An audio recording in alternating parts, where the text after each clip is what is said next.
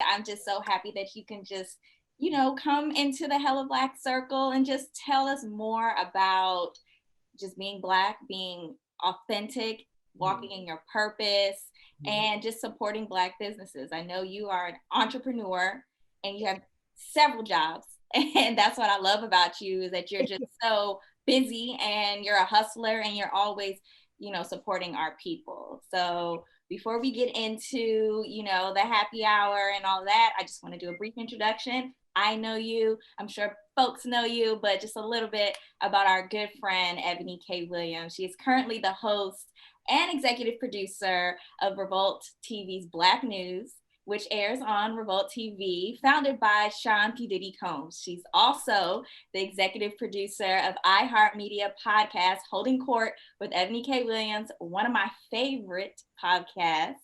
And lastly, she just joined the cast for Bravo TV's Real Housewives of New York. She has a BA in communications. She's a lawyer from Carolina. She's just wonderful. We love her.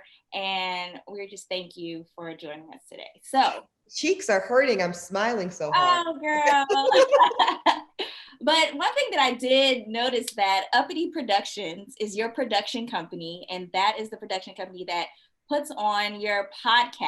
So I was so excited when I get through your podcast and at the end you say, this is brought to you by Uppity Productions. I knew that was you. I knew that was your idea. And I just kind of want to know more about just being authentic and what it means to be HellaBlack to you. So we know hella means a lot or lots of, and that's usually used from, yes, potent. And it's also used on the West Coast. So just tell me about authenticity and what it means to you to be HellaBlack. Well, thank you for the question, Natalie. And I know this is an interview about me, but part of one thing I'm really proud of you and your co-founders for doing is leaning in to the potency of Blackness. So I think to name the company HellaBlack, to make sure you're leaning into a market space, a gap really in the marketplace for Black entrepreneurship, Black magnification, amplification, I think is so important in this moment. I think culturally, this is the moment. Unlike anything I know I've ever seen in my lifetime, I think for our generation, this feels very exciting because the shame and the taboo, right? That has come with being Black in this country since our arrival on this land. I just feel our generation is not having it, to put it mildly. You know what I mean? And listen, this is not the first time. I don't want to give us too much credit, right? Obviously, we saw the Black Power movement, the Black Panther movement of the 1960s and 70s. Also, the 80s had their own thing. But I think even the terminology of calling our people Black is important. We kind of entered the world where African American or other terms were used, and not to shade those terms if that's what you prefer. But I, for a long time, Natalie, have always insisted, I'm talking about since middle school, back when you were bubbling in the SATs, Black, I'm Black, because I don't like when society, or frankly, white America, or any other collective strips our power of wholeheartedly leaning into the Blackness, as if to say something's wrong with being Black, as if we need to come up with another term for it. I'll tell you a funny story about Uppity Productions. And yeah, it's so important to me that not only I show up authentically in the spaces as a Black woman, right? So first off, my name is Eboni Kiana Williams. Unavoidable, okay? Number two is Uppity Productions came about because I really felt it was important to have that ownership around every piece of content that I distribute. For a long time in my career, after I left practicing law in the courtroom, so to speak, and then I transitioned to broadcasting about 10 years ago, I was front-facing talent, and I fronted other people's content in many ways, right? Or I worked for other people in some capacity, whether it was as an anchor or da-da-da-da-da. And I'm not here for that anymore, Natalie. I don't think a lot of people in our generation are here for that. Or if we are working alongside other corporations, mainstream organizations or things, we still have our stamp on it, right? So it's what we're seeing, and I love it. It's a lot of collaboration. It's, Beyonce, Ivy Park, and Adidas. Right. You know what I mean? I think that's a perfect example of how we all should be taking our cues. So yes, My podcast is on iHeartMedia, a part of Charlemagne the God's Black Effect Network, Mhm. but it's under my production umbrella. And that was important to me as a Black woman, right? Yeah, So we're the, seeing a lot of partnerships with these large corporations that saying powered by. And yeah, that's so important that we get that highlight and note, recognition that we are partnering with these large corporations. So it's a great point that you brought that up. yeah, look at we were at Essence Fest 2 years ago pre-COVID, and it was AT&T powered by Dream in Black. You know, we even see companies now. That's why HellaBlack is so smart to do what y'all are doing. These corporations are starting to get it. Now, I don't know if their spirit has been moved. I don't know if it's a moral awakening or if it's a commercial, a purely commercial thing. Either way, it doesn't matter. What matters is they are understanding what we've already known as a people, our entire legacy. Blackness is empowering. Blackness is it's beautiful in every way, and it's important. So when I wanted to name my company, I actually, this is a funny story. I don't think you know this, sis. When I filed it through my attorney, a beautiful Black woman, we actually filed, I wanted to name the company Uppity Negro Production. Oh, Yes, okay. I want to just go ahead and go there fully because we know that term, right? Uppity Negro is what many of us have been called that have had the audacity to step out of the expected social order of living as second-class citizens in our own country, right?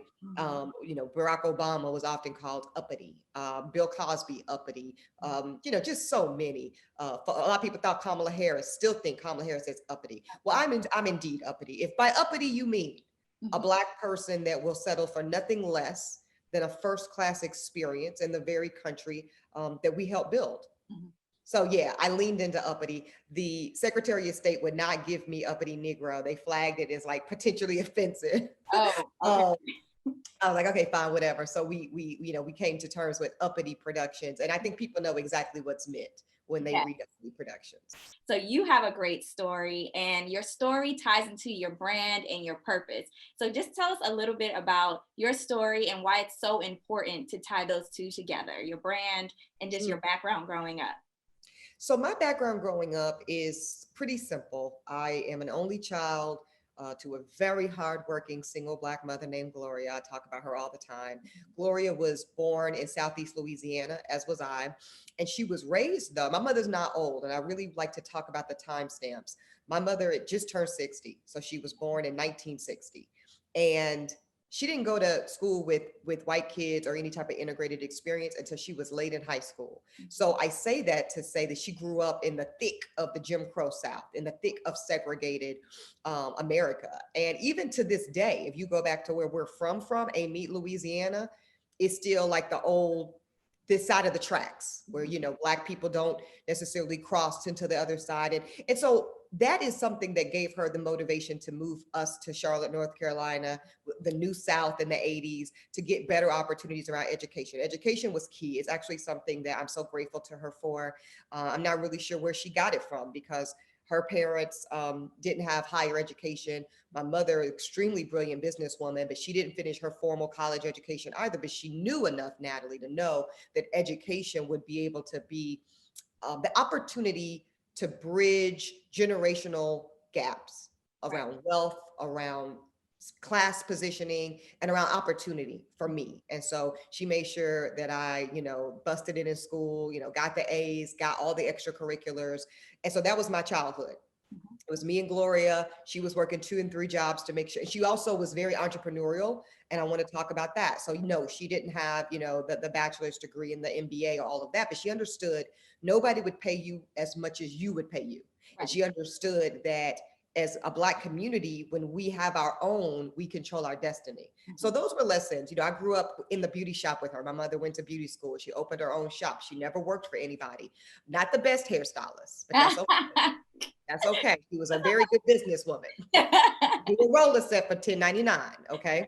And but seriously though, I saw that growing up, and I saw her putting cash in her pocket.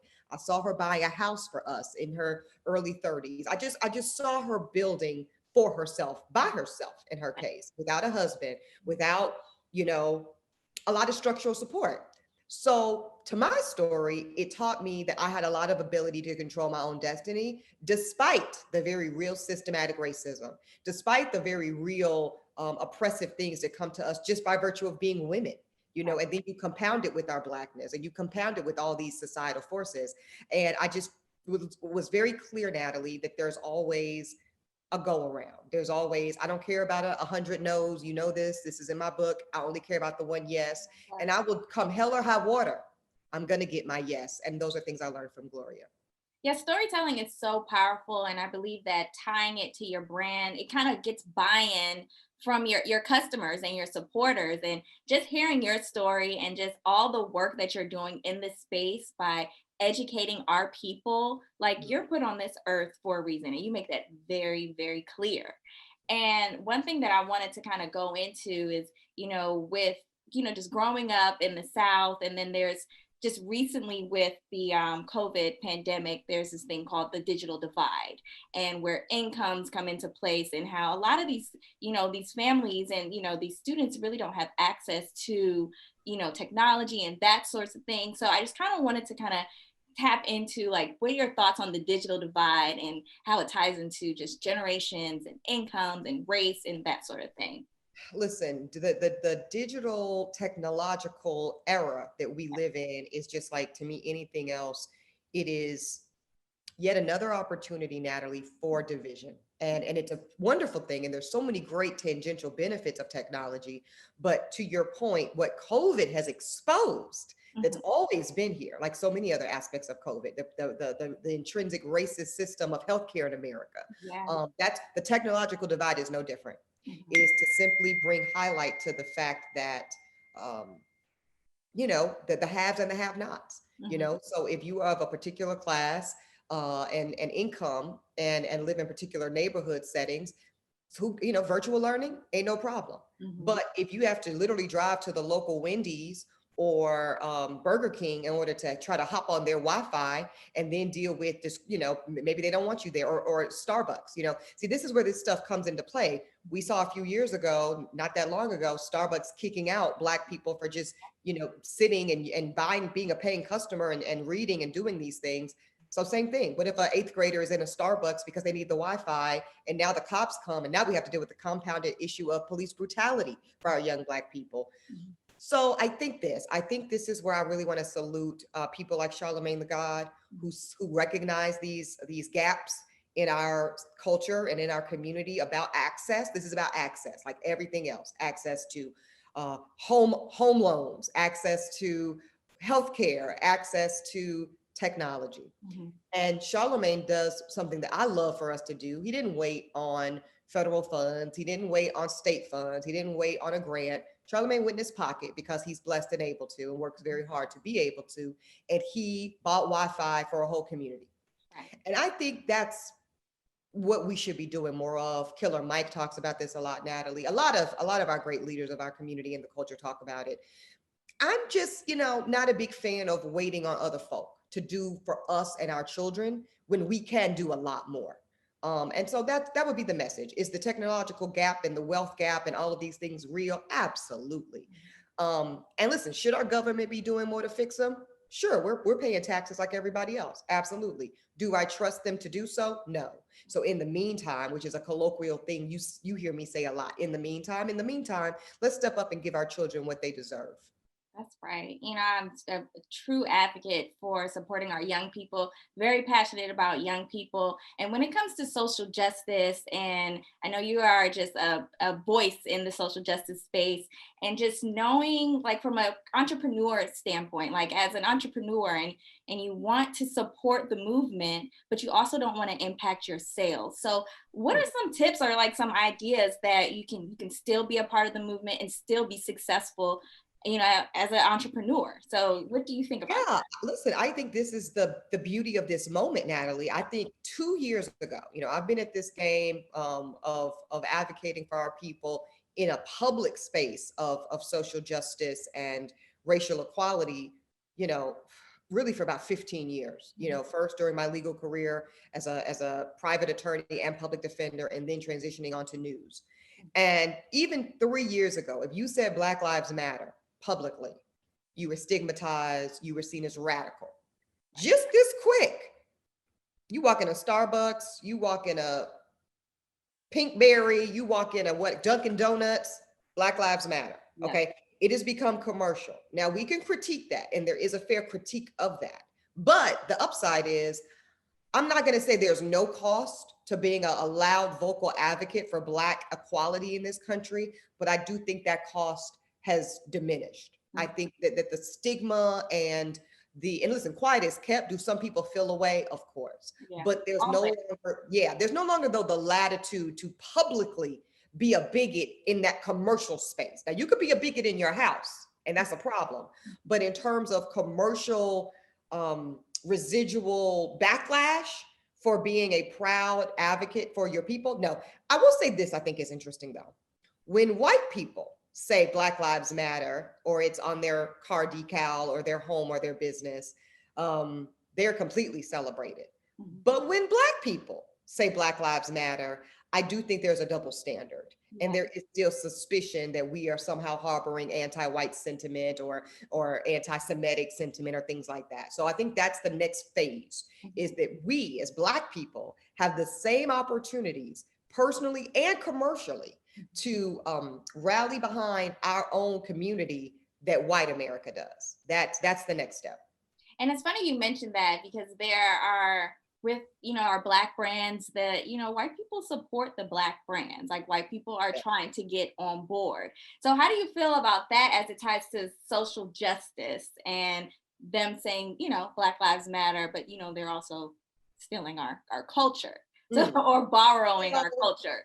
Right. So we are the culture, right? Like we are pop culture. That's the gag is Black culture is pop culture. Now, I can't tell you exactly when it happened, probably long ago, because when you think about it, from country Western music to jazz music, all of these things are rooted in Africana and the diaspora. Okay, that's going way back. So we've always been pop culture. The difference is now it is unequivocated and unavoidable. I remember the time, we're the same generation now, where you turn on the Grammys and you don't get a rap performance all night. It was an early category. They announced it before the televised part started, and that was, now you turn on the Grammys, 75% of the performances are rap or hip hop. Most Grammy of the Year going to a rap album, not unheard of anymore. So that has changed. The line you're talking about though is imperative. Where is it appreciation of our culture and paying homage and acknowledging the root is from the diaspora of Africana and the African and Black people, versus I'm gonna hijack the culture. I'm gonna encompass a Black aesthetic, whether it's the bodies that are being bought on the Black market, whether it's hairstyles, whether it's our just the style, Dapper Dan. I mean, you put me onto a great documentary recently talking about, how these high-end Fifth Avenue luxury designers literally lifted the Dapper Dan aesthetic, the Walker wear aesthetic, and called it their own until they were called out. And full circle to the combo, now there's the Dapper Dan by Gucci collection. So now these partnerships, these collaborations have had to be legitimized, because the initial attempt to rob us of our very nature has been called out now. It's too obvious. And listen, we're seeing it in the NFL as well, right? We're seeing it in sports majorly. I think that's a perfect example. We're huge sports fans, you and I, sis, and we see it. We see now Roger Goodell is even saying Black Lives Matter. Who would have thunk that, when you literally blackball Colin Kaepernick for the same thing not too long ago? So there's a real big commercialization in general. I'm happy to see it, because I think there's a lot of where I think we have to be strategic as a people, Natalie. We have to make sure that we are profiting on this mass commercialization of Black culture and Black social justice movements. It can't just be like, I saw a Citibank commercial yesterday. I'm obsessed with this home ownership shit. And I saw Citibank, like, we're really working hard to make sure more Black Americans have access to mortgages. That's great. I like that commercial. Now show me all of the Black residents that you've approved for mortgages. I want to see their faces and I want to know their stories. That is a great point. And we're seeing that a lot of these corporations and all these organizations are committing tens and millions of dollars to Black owned businesses, supporting Black communities. And I think it's just ironic how it takes something like a civil unrest to happen for everyone to wake up.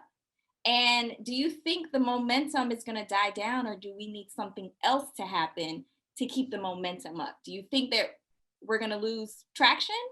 What are your We thoughts on could. that? We Yeah. could. I think the momentum, listen, this could go the way of any other fad, right? Where it's hot and it's popular. And then come 2021, post COVID, because let's not forget the only reason the killing of George Floyd awakened the consciousness of broader America the way it did. Let's not act like, George Floyd is the first Black man or woman killed on camera. And, I highlight that in tomorrow's episode of Holding Court. It drops the Wednesday before Thanksgiving because I flash back to Rodney King. So we've been seeing our brothers and sisters killed on camera and terrorized on camera by law enforcement for years. Only when COVID was afoot and people didn't have sports, couldn't go into the office, they couldn't busy themselves with the normal day-to-day, and so they had no other place to look. Even the election hadn't really amped up yet. There was nothing else to be concerned with but this horror.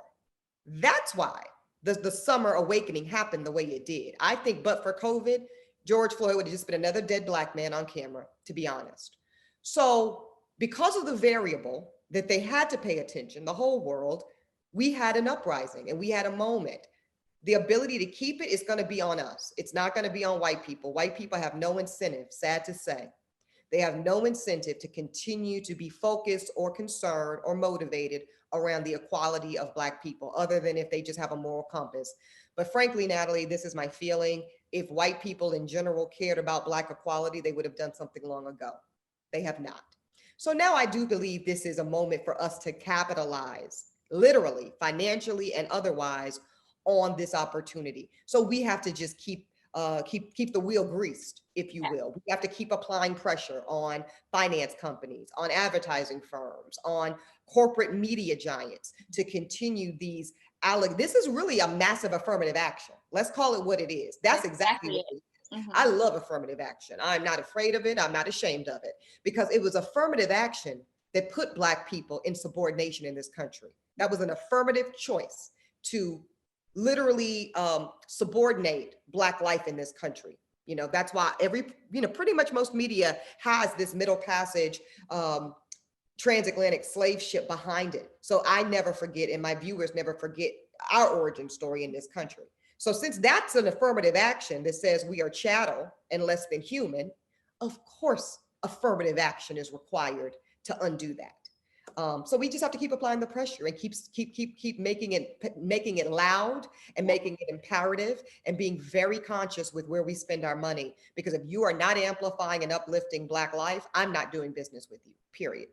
And I'm glad you brought that up. Putting your money back into the culture, circulating the Black dollar. And you are a successful entrepreneur. And like, what are some of the skills that you think an entrepreneur should have just to, blossom in this moment, just to do well? Like, surround themselves with great people. Yeah. Get yourself a great lawyer. Like, what are some of the tips that you would share with young entrepreneurs in this moment to just capitalize off of the movement? The main thing is making sure you have the right team. And I was very resistant to this, Natalie. I very much have a superwoman mentality. I like to think I can do it all, but you will stay in the middle if you try to do everything yourself. If you're truly trying to go to the tip top of your game, and I don't care what your game is, it could be fashion, it could be media, it could be finance, it could be business, it could be education, it could be healthcare. You're never going to get to the top of your industry unless you have the right team with you. So an easy way, not maybe easy is the wrong word. It takes intention and it takes work, but it's a simple way to circulate that Black dollar, as you're speaking to. Build the best Black team you can. So one of the things I'm extremely proud of, my publicist is a Black woman. My lawyer is a Black woman. My gynecologist is a Black woman. The lady that does my bikini wax is a Black woman. My hair and makeup, this is a big one, because you'd be surprised. Some of your favorite Black artists and talents, if you look behind the layers a little bit, white stylist, white glam squad, white publicist. My hair and makeup person, beautiful Black queen. My style team, two brilliant Black brothers. Making sure that almost, and listen, there's going to be some exceptions, I get it. But my podcast consultant is a white guy named Dossie, and I gave him this compliment. I said, I don't say this often, Dossie, but you work like a Black woman. His ass works, okay? And that's what I come to expect, and that's all I will accept on my team. So I made an exception for Dossie. But almost everybody else on my team, Natalie, is Black, and most of them are Black women. And it's easy to find exceptional Black talent when you look for it. You know, the person that did, you were at my recent dinner that I threw in Harlem, the person that did the letterpress, you know, the menus, a Black woman. You know, just make easy things, day-to-day things. The restaurant we held it in, a Black woman. Just do that. Just that simple step of saying, I'm going to put out money every week, every month, every whatever quarter for these services anyway. Put them in the pocket of a talented, brilliant Black person. And you don't have to settle. And that's a misnomer I want to just clear up. Don't think, and see, sometimes we're our own worst enemies, Natalie, as a people that have been indoctrined with narrative that say to hire Black or to be in business with Blackness is to settle for less. That is a lie. That is a lie. In fact, I've had the opposite experience. The very, very best creme de la creme of most spaces I have found to be Black people. So find it, seek it, do the work, and hire it, and put money in your people's pockets. That wonderful, great point. And that's what we're doing at HellaBlack. Our team is full of all Black women. We know our people, and you know, we support one another. And it just empowers us to keep going, to work together. And you know, we just can support one another in this time, and you know, in this space, in this community. I do want to learn some more about some of the brands that you are supporting that are Black owned. I know I got a gift from you at your dinner from Harlem Candle Company. I love Harlem Candle Company. I live for them. I must have 9, 8. I think I have every scent they make. Yeah, so I counted when I was at your place. Yeah, I like 8 or 9. So I love Harlem Candle Company. Also, I think I'm going to get it right because I do a lot of apparel. You know, one of the things I like to do is, and it's a pretty powerful message, is message intentionally on the things I wear, right? And so I think it's there it is, My Pride Apparel. My Pride Apparel. They're on Instagram. They're on social media. Great. I mean, so when I did the Breakfast Club and I wore my Black Mixed with Black sweatshirt, I wore my Black Lawyers Matter sweatshirt, Black Journalists, they have almost every profession. So My Pride Apparel, check them out. Uppity Negro. Yeah. You know, I wore that sweatshirt on the Breakfast Club. They're online. They're a Black apparel company. You know, My Intuition, which is a good friend of mine now, we've met. She's a sister and she has a candle company. What's cool about her company, I want to make sure I'm shouting it out right, you can design your own fragrance and put your own label on it and become a mini entrepreneur under her brand, which is really cool. Yeah. It's My really Intuition. I believe that's what it is. These are wonderful, wonderful. Yeah, I'll find it and we'll put it in the comments or whatever. But yeah, I believe it's My Intuition. And you know, the list goes on. I'm here for Jason Lee, my good friend on Hollywood Unlocked. He's got an apparel line too. The culture needs me. The culture needs me. And that's facts. You know, the culture needs all of us. It's the collective that wins the day with the culture. So those are some of the things. I got so many stuff. My good girlfriend, just started a wonderful hair elixir that she got from her mother of the recipe, and then her mother passed on. And it's Louise Elizabeth Products, at Louise Elizabeth Products. It's a hair growth elixir for natural hair, for however you choose to wear your hair. You know, a lot of us had problems either with our edges because of protective styles, or maybe you had a baby and you've got postpartum hair loss or whatever. Louise Elizabeth Products. That's what it is. It's a great hair growing elixir. Thank you so much. These are great tips. You know, you carved out time out of your busy day to speak with me. And, you know, I'm just so proud of you. You are doing your thing. And ever since I've met you, you've always been grinding. You are the epitome of hustle. And it's always something new with you, always something brilliant. And it's always for us and the culture. So you, Natalie. I'm very proud of you as well. I'm so proud of what you're doing with HellaBlack alongside all of the other things you do to, you know, just push the culture forward in your day job as a supplier diversity and inclusion executive. And I think it's really important that you exemplify it's not one or the other. A lot of people want to explore entrepreneurship, but they don't necessarily want to leave some of the comforts of a quote job or a career. You don't have to. You're a great example of doing both and doing both very well. You know, I kind of did the extreme route of just kind of bye-bye to, you know, the law practice, and really went on a very, you know, crazy up and down journey. And it's not for everybody. So I think we are good examples, Natalie, of options. There's different ways to enter entrepreneurship. You can go all for full throttle like me and kind of, if you're very open to risk, or you can proceed as you're proceeding, which is building something alongside your traditional income stream, which I think is really smart. Thank you. Thank you so much. So before we wrap, what's next for you? Podcasts, great things. Just where can we find you and what's next? So where can we continue to hear your voice? Because I know we're going to hear it. So you know I'm not going to tell you what's next, because until the ink is dry, it's not a done deal. And you know I don't talk about my what's next thing, because I like to see it. I always say you can show people better than you can tell them. But I can promise you it's I'm extremely excited about the upcoming projects and all that 2021 will offer. You can currently get your fill of me a couple places. Obviously, every week I'm holding court with Eboni K. Williams.